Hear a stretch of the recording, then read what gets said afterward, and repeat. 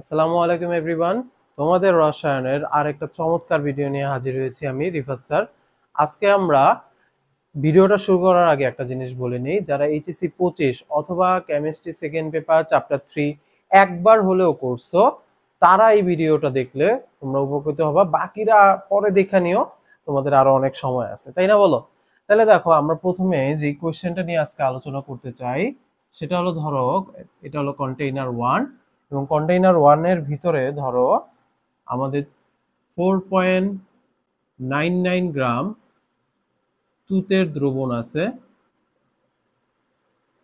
তুতের দ্রবণ আছে ও বলে দিছে যে পটাশিয়াম আয়োডাইড আছে। আর কন্টেইনার 2 এর ভিতরে ধরো, কন্টেইনার 2 এর ভিতরে থায়োসালফেট দ্রবণ, থায়োসালফেট দ্রবণ, যেটার কনসেন্ট্রেশন হলো 0.2 মোলার, আর আয়তন ধরো এখানে, আচ্ছা 60 মিলিলিটার, আচ্ছা 40 মিলিলিটারই দিই, থাক অসুবিধা নেই, 40 মিলিলিটার আছে। এখন যে কোয়েশ্চেনটা এখান থেকে আস্ক করা হয়েছে সেটা হলো যে ধরো এই যে, আচ্ছা এটা কন্টেইনার 2,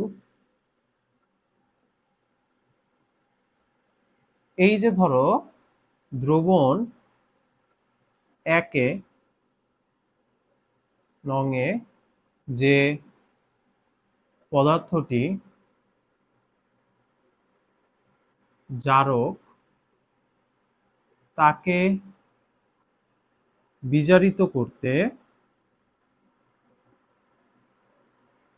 করতে দ্রবণ 2 এর আয়তন আরো কত যোগ করতে হবে। আমি চাইলে কোশ্চেনটা আগে লিখে রাখতে পারতাম, বাট আমি চাই আমার সাথে সাথে তোমরাও কোশ্চেনটা লিখো, তাইলে তোমরা কি হবে, ব্যাপারগুলোর সাথে একটু ইষ্ট হবে এবং কোশ্চেনটা আমরা একসাথে তুলে ফেলা হবে, ঠিক আছে? তাহলে খেয়াল করে দেখো, এই কনসেপ্টটা যে টপিক থেকে আসছে সবার আগে সেটা বুঝতে হবে। কোন কনসেপ্ট থেকে আসছে? অবশ্যই এটা আয়োডোমিতি আয়োডিমিতির যে কনসেপ্টটা, সেই কনসেপ্টটা থেকে ম্যাথটা আসছে। তার মানে অবশ্যই কি আমাদের একবার আয়োডোমিতি একবার রিভাইজ করে নিতে হবে, তাই না বলো? যাদের মনে আছে তাদের তো মাশাআল্লাহ, যাদের মনে নেই চলো আমার সাথে একটু শর্টে লিখে ফেলো। দেখো আয়োডিমিতি, আমি যদি একটু ইংলিশ টার্মটা লিখি তাহলে আই গেস অনেকের জন্য ইজি হবে মনে করার জন্য। IODIMETRY, আয়োডিমিতির এই যে ডি এর পরে আইটা আছে, এইটা দিয়ে আমি পার্সোনালি মনে রাখি যে আয়োডিমিতিতে আয়োডিনটাই প্রমাণ দ্রবণ হিসাবে কাজ করে। প্রমাণ দ্রবণ কাকে বলে? নির্দিষ্ট তাপমাত্রায় যে দ্রবণের ঘনমাত্রা ইউজুয়ালি জানা থাকে তাকে প্রমাণ দ্রবণ বলে, তাই না বলো? তাহলে আয়োডিমিতিতে I2টাই বিক্রিয়ক রূপে থাকবে এবং উৎপাদে 2I মাইনাস উৎপন্ন হবে। এটা তোমরা কম বেশি জানো, যে তোমরা ছোটবেলায় পড়ছো না, যে ক্লোরিন 1 মোল ইলেকট্রন গ্রহণ করে ক্লোরাইড আয়নে পরিণত হলো। তাহলে সামগ্রিকভাবে বিক্রিয়াটাকে আমি যদি 2 দিয়ে গুণ করি, তাহলে তোমরা তো জানো যে অধাতু নরমালি পরমাণু আকারে থাকে না, তাহলে 2 মোল ক্লোরিন পরমাণুটাই তো ক্লোরিন গ্যাস আকারে হয়ে যায়। সেইটাই ক্লোরিনের জায়গায় জাস্ট আমি কি করছি, আয়োডিন দিয়ে লেখার চেষ্টা করছি, তাই না বলো? তাহলে সেই ক্ষেত্রে দেখো এখানে আয়োডিন মুক্ত অবস্থায় আছে, তাহলে ওর জারণ মান কত হবে? 0। আর এইখানে একটা আয়োডিনের জারণ মান কত? -1। তাহলে ওভারঅল দুইটা মিল্লা কত আসতে আছে? -2। তাহলে কি ও ঋণগ্রস্ত হয়ে গেছে, তার মানে ও 2 মোল ইলেকট্রন কি করছে? রিসিভ করছে, তাই তো? এরপর খেয়াল করে দেখো, আমি যেহেতু যে গ্রহণ করে তাকে কি বলা হয়? জারণ জারিত বিজারক, তাই না? আর জারণ বিক্রিয়া যে দেয় সেই ইলেকট্রন অপসারণ করে বা ছাইরা দেয়। তাহলে ও যেহেতু ইলেকট্রন গ্রহণ করতেছে, তার মানে ও অবশ্যই একটা জারক রূপে কাজ করতেছে বা বিজারণ বিক্রিয়া দিছে। এতটুকু আমাদের কারো সমস্যা থাকার কথা না। তাহলে ওর সাথে বিক্রিয়া দেওয়ার জন্য আমাকে তো একটা কি প্রয়োজন পড়বে? একটা শক্তিশালী বিজারকের প্রয়োজন পড়বে, তাই না বলো?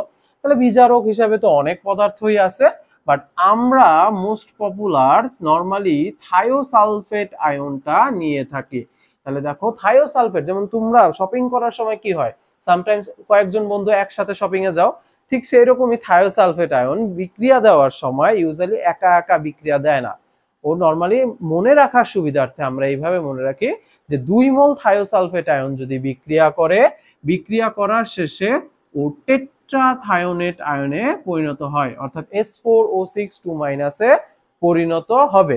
ঠিক আছে, তাহলে দেখো এইটার জারণ মান আশা করি তোমরা বের করতে পারবা যে এইখানে যে 4টা সালফার আছে টোটাল, সেই 4টা সালফারের টোটাল জারণ মান আসে +8, আর এইখানে যে টোটাল 4টা সালফার আছে এইখানে 4টা সালফারের জারণ মান আসে +10। তাহলে সালফারের জারণ মান কত বৃদ্ধি পাইলো? 2 বৃদ্ধি পাইলো। 2 কিভাবে বৃদ্ধি পাইলো? অবশ্যই ও ইলেকট্রন ছাইরা দিছে বা অপসারণ করছে, তাই না? তাহলে ও কয়টা ইলেকট্রন অপসারণ করছে বলতো? অবভিয়াসলি 2টা। তাহলে আমি বিক্রিয়ক সাইডে মাইনাস দিয়ে লিখতে পারি অথবা উৎপাদ সাইডে প্লাস দিয়ে লিখতে পারি। ঠিক আছে, আচ্ছা আশা করি বুঝতে পারছো। তাহলে দেখো এই যে বিক্রিয়াটা, দুইটা জারণ অর্ধ বিক্রিয়া আর বিজারণ অর্ধ বিক্রিয়া, এই দুইটা বিক্রিয়াকে আমি যদি অ্যাড করে সামগ্রিক আয়োডিমিতির বিক্রিয়াটা লিখতে চাই তাহলে কি হবে? 2 মোল থায়োসালফেট আয়ন S2O3 2- প্লাস হলো I2, রিঅ্যাকশন ওই পাশে জাস্ট কি 2I- আর কি S4O6 2-। ওকে, এতে বুঝতে কোনো ঝামেলা আছে থাকলে কিন্তু বলতে হবে, আশা করি নাই। এখন যে বিষয়টা, যে এইটা তোমরা আগে তুলো, তোলার পর এখান থেকে কিন্তু আমরা একটা সম্পর্ক পাই। কি সম্পর্ক স্যার? যে খেয়াল করে দেখো যে 2 মোল থায়োসালফেট আয়ন কয় মোল আয়োডিনের সাথে বিক্রিয়া করে? 1 মোল আয়োডিনের সাথে বিক্রিয়া করে। তাহলে আমরা বলতে পারি আয়োডিনের তুল্য সংখ্যা এই ক্ষেত্রে কত? 2, আর থায়োসালফেটের তুল্য সংখ্যা কত হবে? 1। বুঝতে পারছো? তুল্য সংখ্যা হলো নরমালি কোনো একটা যৌগের ক্ষেত্রে ক্যাটায়নের মোট চার্জকে আমরা কি বলে থাকি? তুল্য সংখ্যা বলে থাকি না বলো? যেমন L2O3 ওর তুল্য সংখ্যা কিভাবে বের করবা? 2 মোল অ্যালুমিনিয়াম 3+ আছে, তাই 3 দুগুণা 6, L2O3 তুল্য সংখ্যা হবে 6। কিন্তু এইটা ছাড়াও কিন্তু তুল্য সংখ্যা বের করা যেতে পারে। সেটা কিভাবে? কোনো একটা বিক্রিয়ায় কোনো একটা মৌল বা আয়ন যতগুলো ইলেকট্রন দান করে বা কি করে গ্রহণ করে তাকেও কিন্তু তুল্য সংখ্যা বলা যায়। খেয়াল করে দেখো তো শুরুতে আয়োডিন কয় মোল ইলেকট্রন ছেড়ে দিছিল? 2 মোল ইলেকট্রন ছেড়ে দিছিল, তাই ও তুল্য সংখ্যা 2। আর থায়োসালফেট আয়নের ক্ষেত্রে 2 মোল থায়োসালফেট আয়ন মিল্লা 2 মোল আয়োডিন কিন্তু 2 মোল গ্রহণ করছিল, আর থায়োসালফেট আয়নের ক্ষেত্রে 2 মোল থায়োসালফেট আয়ন মিলে 2 মোল ইলেকট্রন অপসারণ করছিল। তাহলে একা কয়টা করছিল বলো? একটা করছিল। এই জন্য থায়োসালফেট আয়নের তুল্য সংখ্যা হবে 1 আর আয়োডিনের তুল্য সংখ্যা হবে 2। এইভাবেও কিন্তু সরাসরি আমরা এই সম্পর্কটা বের করতে পারি। আমার অ্যাকচুয়ালি শেষে যে এই সম্পর্কটাই প্রয়োজন পড়বে, এটা যারা আগে থেকে প্র্যাকটিস করছো তারা জানার কথা। এখন খেয়াল করে দেখো আয়োডোমিতিতে হয়ে গেল, আমরা চাইলে এখানে দর্শক আয়নটা অ্যাড করতে পারি, ওটা তোমরা করে নিও। এইবার আমরা যে কনসেপ্টটা দেখবো সেটা হলো আয়োডোমিতি। এবার কি দেখবো আমরা? আয়োডোমিতি। ওকে, এখন খেয়াল করে দেখো আয়োডোমিতিতে উল্টা হয়। আমি জাস্ট এইভাবে মনে রাখি, উল্টা বলতে ওইখানে আয়োডিনটা প্রমাণ দ্রবণ হিসাবে কাজ করছিল এবং আয়োডিনটাই বিক্রিয়ক সাইডে আসছিল। আয়োডোমিতিতে রিভার্স হবে। রিভার্স মানে এবার আয়োডিন প্রমাণ দ্রবণ হিসাবে কাজ করবে না, অন্য যে কেউ থাকবে সে হলো প্রমাণ দ্রবণ হিসাবে কাজ করবে। এবং আগেরবার বিক্রিয়কের সাইডে I2 হয়েছিল, এবার উল্টা উৎপাদের সাইডে I2 হবে। বুঝতেছো তো? লাগলে ভিডিও পজ করে করে থেমে থেমে দেখো, বুঝছো? তাহলে খেয়াল করে দেখো উৎপাদের সাইডে কি হবে? I2, এবং বিক্রিয়কের সাইডে কি হবে? 2I-। অনেকে এই উল্টাইতে দিতে গিয়া মনে থাকে না যে স্যার এখানে যে 2 মোল ইলেকট্রন কি হয়েছিল? আগেরবার রিসিভ করছিল, কিন্তু এইবার কিন্তু 2 মোল ইলেকট্রন ও কি করবে? এইবার কিন্তু ও 2 মোল ইলেকট্রন ছেড়ে দিবে। তাহলে সেই ক্ষেত্রে -2 মোল ইলেকট্রন। ওকে, এখন ও যেহেতু ইলেকট্রন ছেড়ে দিতেছে তার মানে ও জারণ বিক্রিয়া দিতেছে, নিজে জারিত হইতেছে, অন্যকে কি করতেছে? বিজারিত করতেছে। তাই তো ওকে বিজারক নামে ডাকে, তাই না? জারণ জারিত বিজারকই কেন বলো? নিজে জারিত হই, অন্যকে বিজারিত করি। দেখো how M I gonna treat with others, মানুষ আমাকে কি সেইভাবেই বলবে না বলো? আমি যদি একজনের সাথে খারাপ আচরণ করি, তুমি যদি আমাকে আগে থেকে না চিনো তাহলে তুমি বলবা লোকটা খারাপ, তাই না? তাহলে ও এইখানে 2I- অর্থাৎ আয়োডাইড আয়ন ইলেকট্রন ছেড়ে দিচ্ছে, নিজে জারিত হইতাছে, অন্যকে বিজারিত করতেছে, তাই ওকে আমরা বিজারক নামে ডাকি। এগুলো এসএসসির কনসেপ্ট, আশা করি তোমরা পারো। তোমাদের এমনও সময় কম, তাহলে চলো এই কোয়েশ্চেনটার মেইন কনসেপ্টে আস্তে আস্তে চলে যাই। তাহলে আমার এখন এমন একজন লাগবে যে হলো ইলেকট্রন কি করবে, গ্রহণ করবে। দেখো কপারের যোজনী 1 আর 2 হয়, তোমরা এটা জানো। কপারের যোজনী 1 আর 2 হয়, কিউপ্রাস আর কিউপ্রিক আয়ন হয়। তাহলে কপার সালফেটে কপারের যোজনী যখন 2 হয়, সেইটা থেকে বিক্রিয়ার সময় কিন্তু কপার +1 এ কনভার্টেড হয়ে যায়।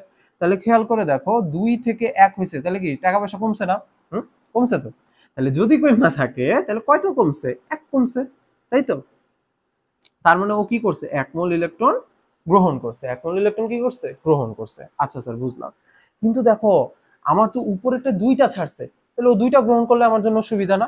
তাহলে চলো একবারে 2 নং বিক্রিয়াকে আমরা 2 দিয়ে মাল্টিপ্লাই করে দিই, আমাদের তাহলে হিসাবে সুবিধা হবে। তারপর যদি আমি এখান থেকে নামায়া দেই, তাহলে কি দেখতে পাইতেছি, 2 মোল Cu2+, 2 মোল আয়োডাইডের সাথে বিক্রিয়া করে 2 2 তো কাটা চলে যায়, 2 মোল Cu+ এবং 1 মোল আয়োডিন গ্যাসে পরিণত হয়। ঠিক আছে, আচ্ছা চলো আমি একটু সুন্দর করে লিখে দেই। এটা হবে Cu+ আর এটা হবে I2। তাহলে এইখান থেকে আমি কি আবার সম্পর্ক পাচ্ছি, এইখান থেকে আমার যে মেইন সম্পর্কটা পাচ্ছি সেটা হলো 2 মোল Copper2+ থেকে 1 মোল আয়োডিন উৎপন্ন হয়। 2 মোল Copper2+ বিক্রিয়া করে কয় মোল আয়োডিন উৎপন্ন হয়, 1 মোল আয়োডিন উৎপন্ন হয়।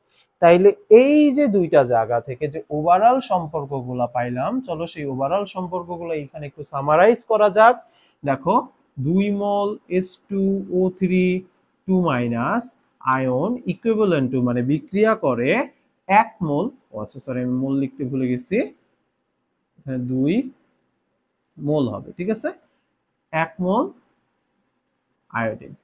তাইলে আর এইখান থেকে কি পাইলাম যে 2 মোল Cu2+ বিক্রিয়া করে উৎপন্ন করে 1 মোল আয়োডিন। তাইলে দেখো লেফট সাইডে থাকা দুইটার সাথে কি আমরা একটা চেইন রিলেশন তৈরি করতে পারি না, এপাশেও 1 মোল আয়োডিন এপাশেও 1 মোল আয়োডিন। তাহলে 2 মোল থায়োসালফেট ইকুইভ্যালেন্ট টু কত, 2 মোল Cu2+। তাই 2 2 যদি উভয় পাশ থেকে কেটে দেই, তাহলে আমার যে কাঙ্ক্ষিত লাইনটা যে 1 মোল H2O3 2- will be equivalent to, sorry একটা বেশি হয়ে গেছে, আচ্ছা স্ট্রোক করি, হ্যাঁ ইকুইভ্যালেন্ট টু, দেখো 2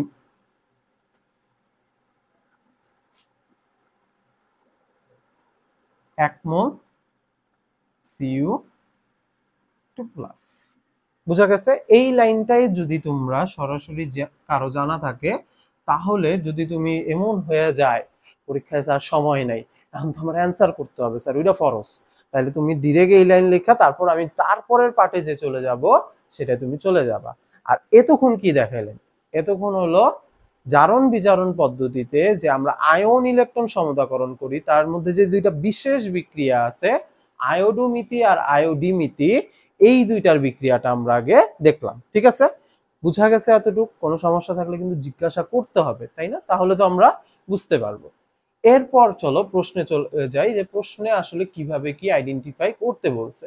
দেখো প্রশ্নে যদি যাই আমরা, দেখো দ্রবণ 1 নং এ তুতের দ্রবণ আছে, আবার পটাশিয়াম আয়োডাইড আছে। তুতের দ্রবণ, তুতের সংকেত তোমরা ছোটবেলায় 9 10-এ পড়ছো, CuSO4 পাচানো পানি, তাই না? কপার সালফেট পাচানো পানি। তো তুতের দ্রবণে যে পদার্থটি জারক, কে জারক মানে সেটা জানতে হবে না। দেখো তুতের দ্রবণে পটাশিয়াম আয়োডাইডও আছে, আবার এইখানেও আছে 1 নং দ্রবণে।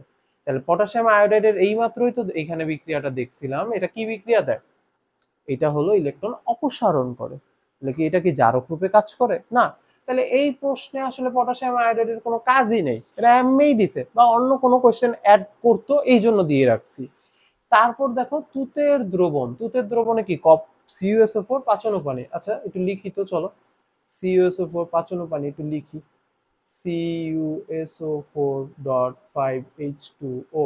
সেখানে দেখো তো কপার কত, 2+ আকারে থাকে না? কপার যে 2+ আকারে থাকে, সেই কপার 2+ কি এখানে 2 মোল কপার 2+, 2 মোল ইলেকট্রন গ্রহণ করে কপার প্লাসে পরিণত হয়েছে 2 মোল। তাহলে এখানে কি করতেছে, ইলেকট্রনটা গ্রহণ করতেছে, তাই না? বলো, গ্রহণ করলে তাকে কি বিক্রিয়া বলে থাকি, বিজারণ বিক্রিয়া বলে থাকি। বিজারণ বিক্রিয়া নিজে কি হয়, বিজারিত হয়, অন্যকে কি করে, জারিত করে, তাই তো জারক বলি। তার মানে অবশ্যই এখানে তুতের দ্রবণ নিয়েই আলোচনা করা হয়েছে।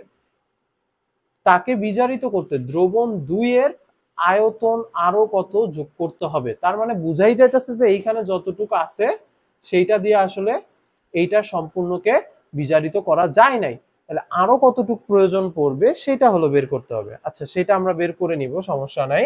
তার আগে চলো আমি যদি একটু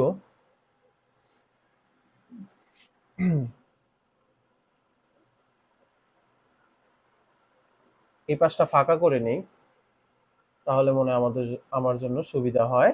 এবং আমরা এটা ঐকিক নিয়মে করব না, ঠিক আছে? আমরা এটা হলো টাইট্রেশনের যে একটা প্রসেস আছে না, সেই প্রসেস দিয়ে আমরা ম্যাথটা করে ফেলবো ইজিলি। দেখো কিভাবে করি। দেখো টাইট্রেশনের সূত্র কি, E1 V1 S1 সমান E2 V2 S2। তাহলে সেই ক্ষেত্রে কি আমরা এটা লিখতে পারি না, E1 W1 divided by M1 সমান E2 V2 S2, এটা লিখলাম। আচ্ছা, অনেকের জানি এটা নিয়ে একটা ক্যাওস লাগে, কিন্তু ক্যাওস সৃষ্টি হওয়ার কিছুই নাই। E1 V1 S1 সমান E2 V2 S2। তুমি যদি চিন্তা করে দেখো, এই V আর S অ্যাকচুয়ালি মোল সংখ্যাকে ইন্ডিকেট করে না। তাহলে E1 N1 সমান E2 N2 এই ফরমেশনে আছে, আর N is equal to W by M সেটা লেখা যায় না।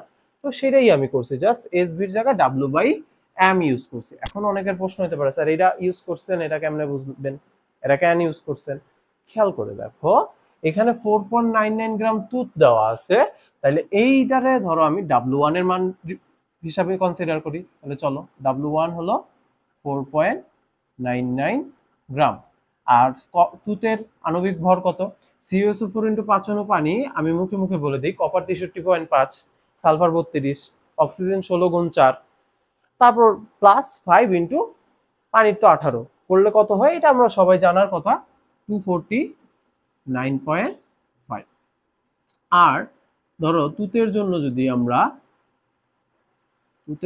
যদি আমরা তুল্য সংখ্যাটা বিবেচনা করতে চাই, তাহলে এইখানে খেয়াল করতে হবে। দেখো Cu2+ এর জন্য বা CuSO4 এর জন্য S2O3 2 এর আগে কত বসছে?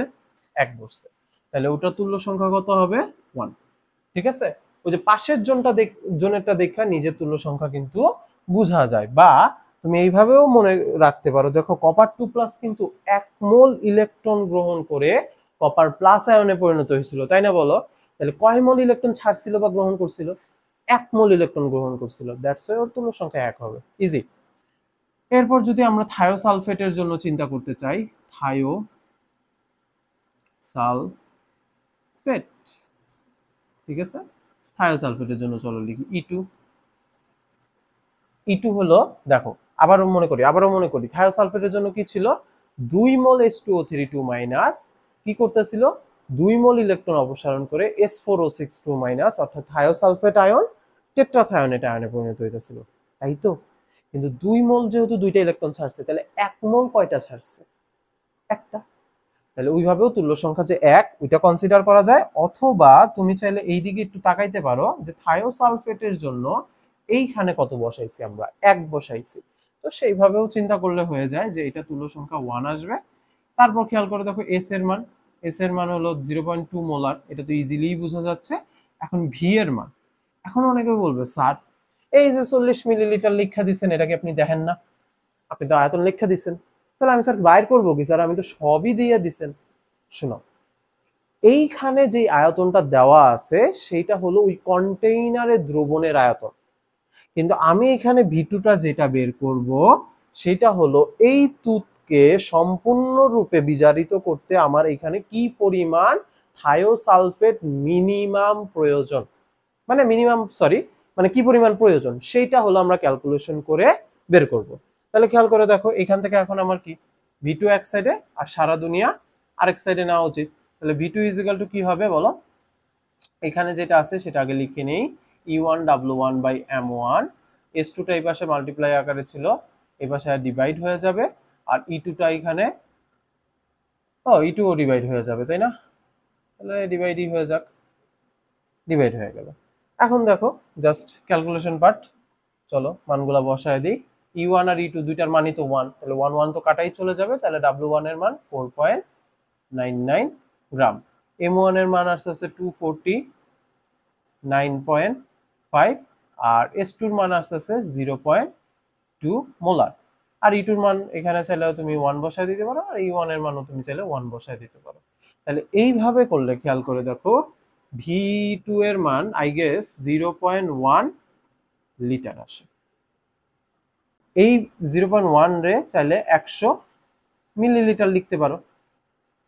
তাহলে দেখো আমার দুধকে সম্পূর্ণরূপে করার জন্য থায়োসালফেটের 0.2 মোলারের আয়তন প্রয়োজন ছিল 100 মিলিলিটার, আর আমার আছে কত দ্রবণে 40 মিলিলিটার। তাহলে আরো কি পরিমাণ প্রয়োজন পড়বে?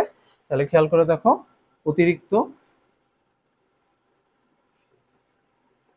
দ্রবণের